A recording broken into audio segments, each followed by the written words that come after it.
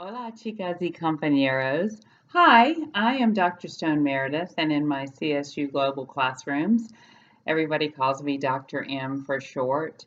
Really excited to be here today and appreciate you taking the time to watch this little video as we have a discussion about the history of rhetoric and what the history of rhetoric can mean in working with students and writers who are going to go out into the world and look at rhetoric in a variety of ways. In our work at CSU Global, again, this course is part of the graduate certificate program in English. And so when a teacher completes this program, that teacher is certified to work with high school students to gain a little dual enrollment college credit. And so, again, I always want to stress as we talk about why we're here and why these courses are so important, giving young people the chance to get ahead on this idea of college, to start working on that credit early, really does a lot to kind of push that student forward into the idea that the higher education is part of where that student belongs. Really also want to stress the reality of how difficult it is to be a working professional as a teacher, as somebody living a regular everyday life, and then to try to come into these courses and complete the work. And to advance the skill set to be able to help these young people in such a profound and long-lasting way. So, chicas y compañeros involved in that process, we celebrate you. I celebrate you in the course room, and the larger Clever Chicas project celebrates you as well. Ancient rhetoric and forward, the study of rhetoric and what it comes to mean in the Western world, is a pretty tough nut to crack.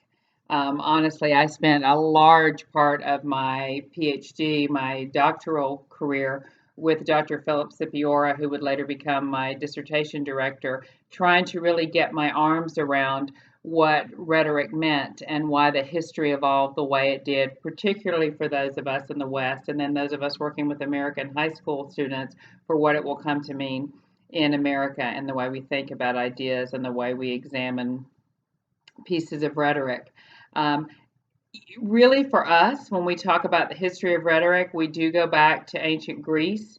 And much like everybody else in American higher education and really European higher education, we start with the big names in Greece. And so, of course, we're going to look at Plato and what he does to carry the work and ideas of Socrates forward, right? I think it's also important to remember alongside Plato's academy that we also have Isocrates.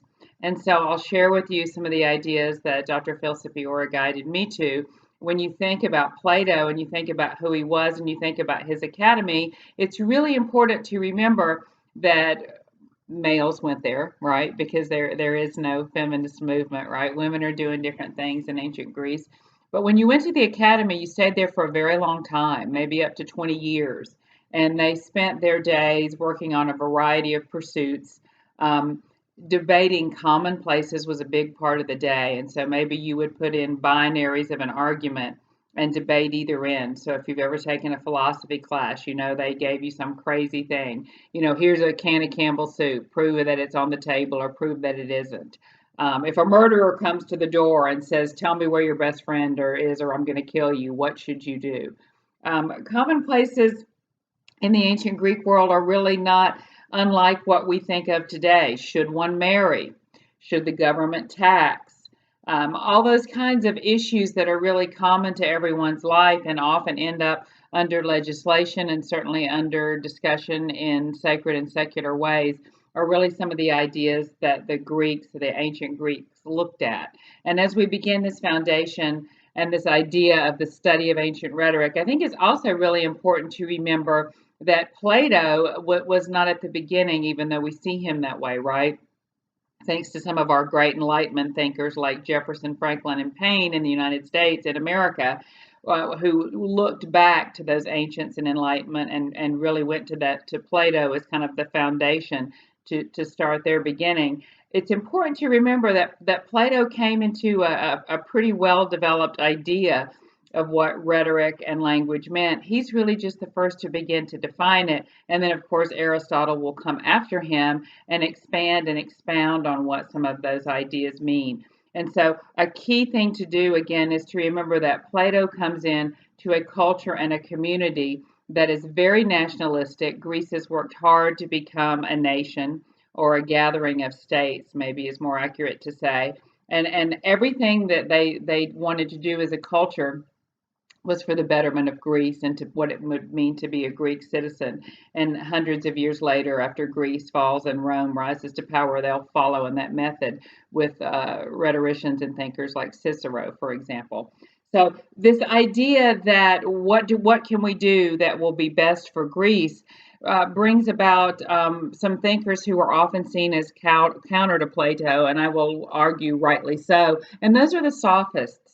And so sophists were people who did a lot of things in Greek culture, and a simple Google around about them. I really like that Stanford encyclopedia. So you can type in sophists, Stanford Encyclopedia, and Stanford University has a great resource series, usually one page with a lot of embedded links on different philosophers and theorists. So if you just want to type in sophists, and Stanford Encyclopedia. Maybe Gorgias is another name you want to type in to see somebody who was kind of part of the world in which Plato was kind of trying to nestle himself and get his academy founded. But sophists did a variety of things, and at the most base level, they traveled through the countryside teaching people how to argue to win. And so maybe you're a farmer and you want to trade your mules and you want to get the best price that you can out of the guy down the road. And so a sophist might teach you how to construct an argument to win the best price you can. And of course that's super, you right? The more money Greece gets, the more you can give in your taxes. And on the surface it's a super idea, but then there's the other side of that coin, right? What if your mule's not really super healthy? Should you tell that up front and be completely honest and take the cash that you can? Or should you argue to win? And so some of those ideas are what Plato and his students at the academy are coming in and trying to debate and to reason. And those ideas and that notion of, do you argue to win, or do you argue for what is just? Do you argue to get back to what he will call the forms? Those are key ideas to think about as you begin to study Plato. And then again, as you move forward to Aristotle, a really key way I think to understand how his progress forward. He's an interesting guy, and TV shows like him a lot because of his work with Alexander the Great. That's pretty cool, right? Wow, if you're going to get one student, he might be the one you'd pick. But I think it's really helpful to look at how he differed from Plato and why, because a lot of the differences he makes and a lot of the ideas he proffers are possible because of what Plato says first. I think it's also really important to remember that these early thinkers talk about a lot of subjects. So just because you see it's called the Republic doesn't mean he's just talking about ideas germane to the Republic. You'll find a lot of discussions and debates inside the Republic. And while we're on the topic, Isocrates is another figure I really would encourage you to at least pop into that Stanford Encyclopedia, Isocrates. That I like him because I'm the worst speller in the world if I can spell his name off the top of my head. But Isocrates, they have some interesting material on him. But in my mind, and when I think about rhetoric and how it's come forward, I think of Plato as the guy where we got the traditional academy, so the university system.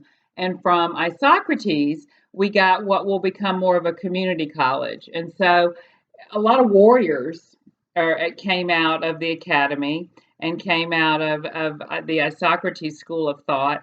And Isocrates' method was more of kind of how to adapt and react in the situation.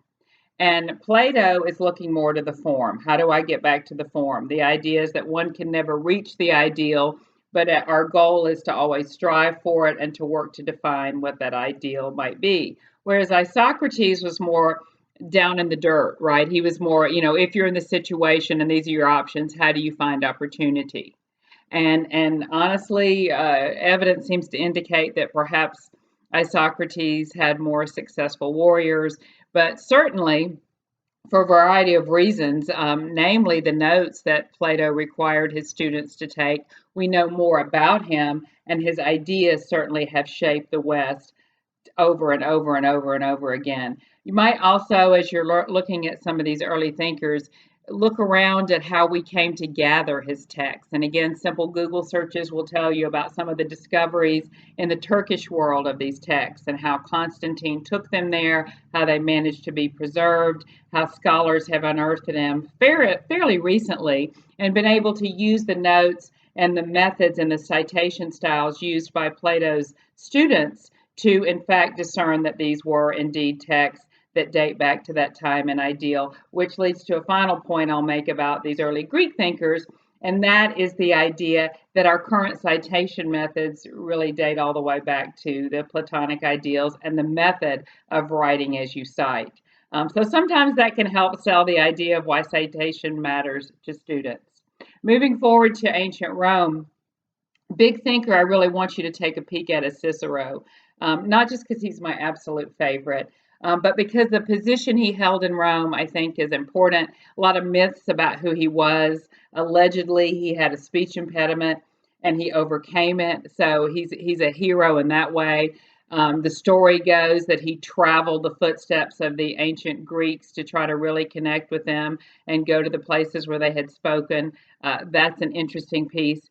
There's also the story that he is the first lawyer, that he came out in public and a man was accused of something and was rushed to this public trial in the square, like you see on the TV shows, HBO's Rome, is that gives you a really good feeling of imagining what that might be like, for example.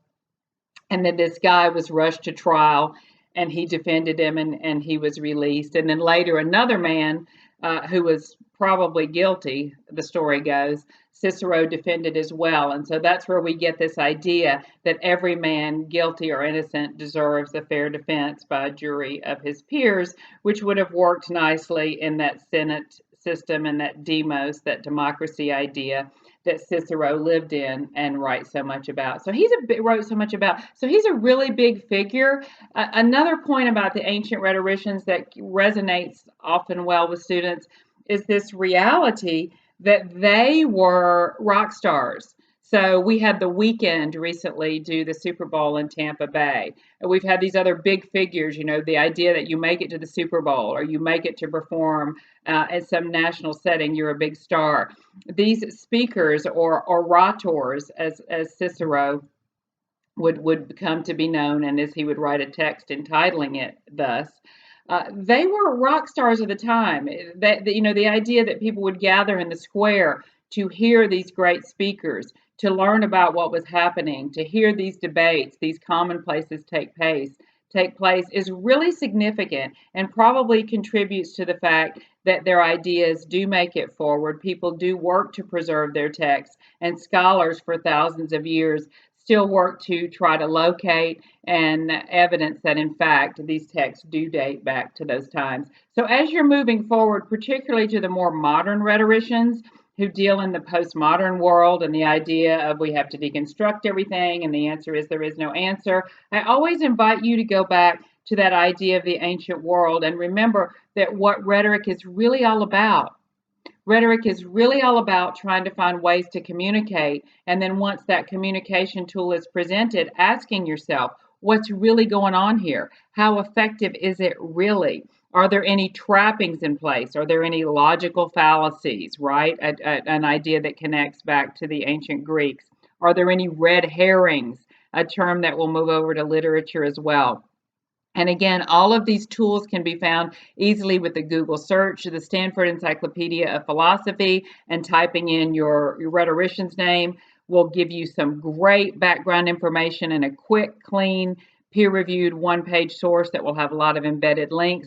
And you can also type in tools of rhetoric, logical fallacies, or any of these other terms, and pull up some great resources free and online to get some good resources going that are free of charge and can easily be shared in a face-to-face or a personal environment. Finally, I'll leave you with this as you study ancient rhetoric. As teachers, I will encourage you in this age of technology to leverage it to your advantage in kind of an Isocratean way. Let's look around us and see what our situation is and how can we use it to our advantage. Get your students Googling and searching and creating their own lexicon of the tools of rhetoric. Have them go search the writing centers. Have them go search the Stanford Encyclopedia. And then the position to open up and use the debates and the tools of the ancient world is a fabulous way to start. And then as time permits, you can pull in these philosophers and rhetoricians and thinkers over time. Thank you so much for listening. Again, for more information about any of the topics covered at the CSU Global Curriculum, please visit cleverchicas.com and you'll find them all shared there. Thank you and be well.